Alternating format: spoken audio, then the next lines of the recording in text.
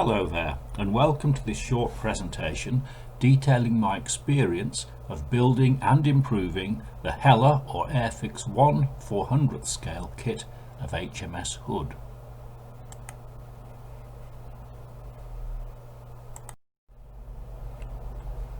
I won't say much about the history of the real Hood because anybody watching this show will know it already.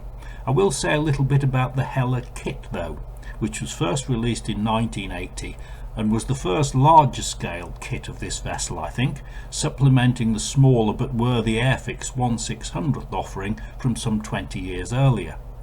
The original Hella kit was reissued a couple of times. It's now available under the Airfix logo. To make anything worthwhile from it, you need good references, and fortunately there are excellent ones available for the Hood.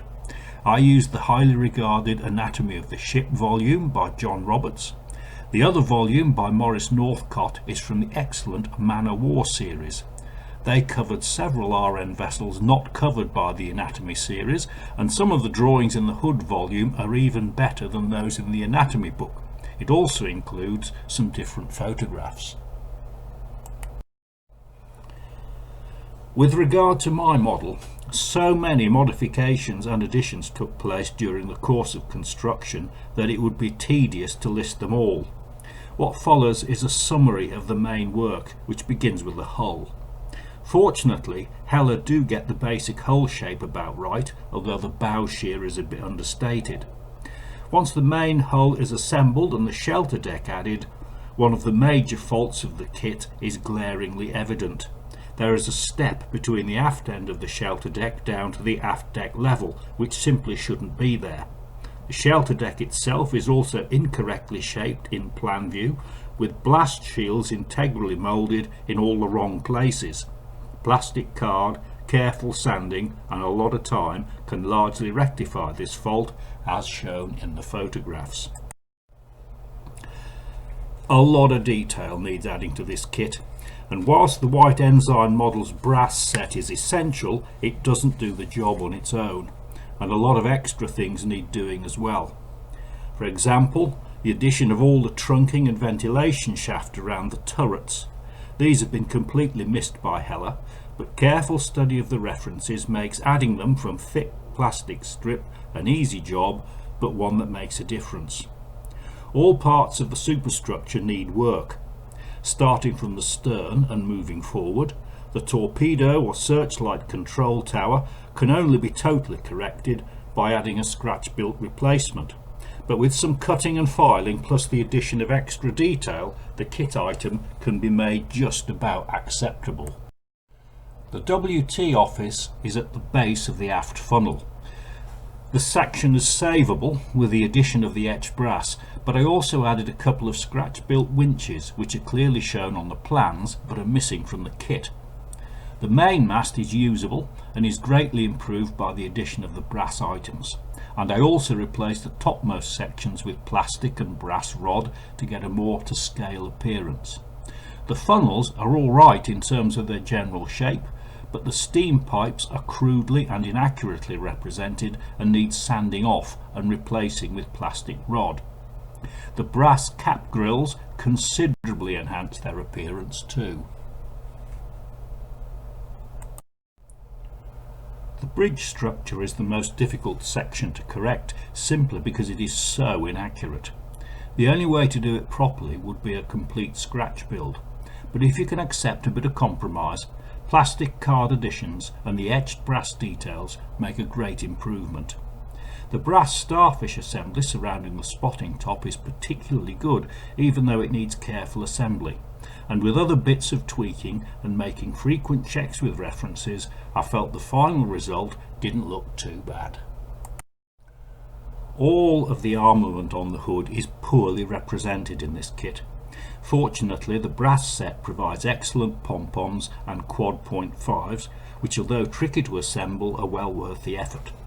The kit's twin 4-inch guns are basic in the extreme.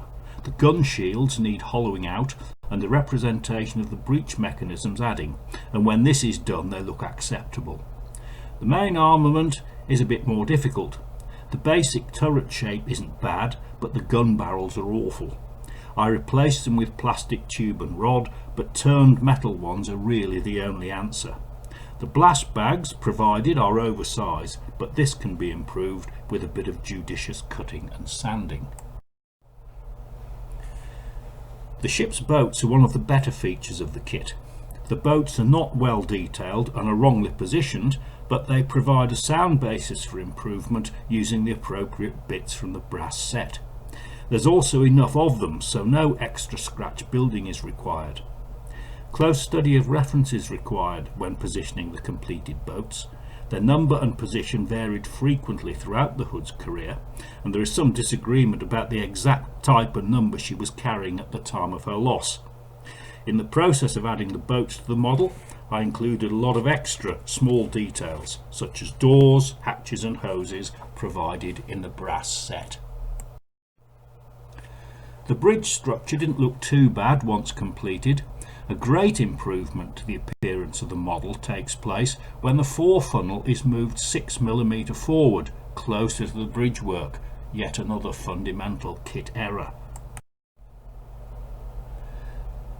The model was finished in white ensign model colours with just light weathering. Rigging was from stretched through and was representative.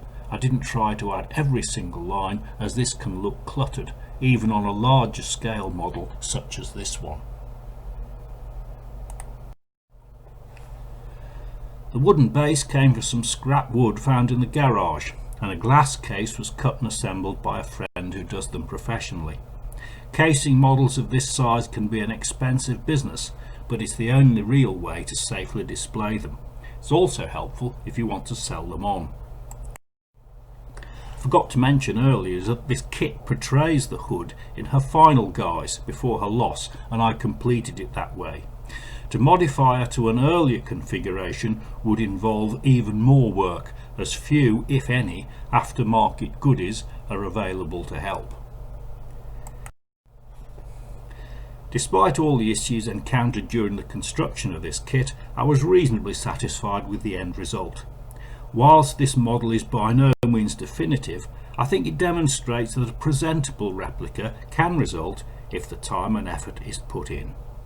Thank you very much for watching and listening. I hope you find this useful and that you'll join me again in the future. Goodbye.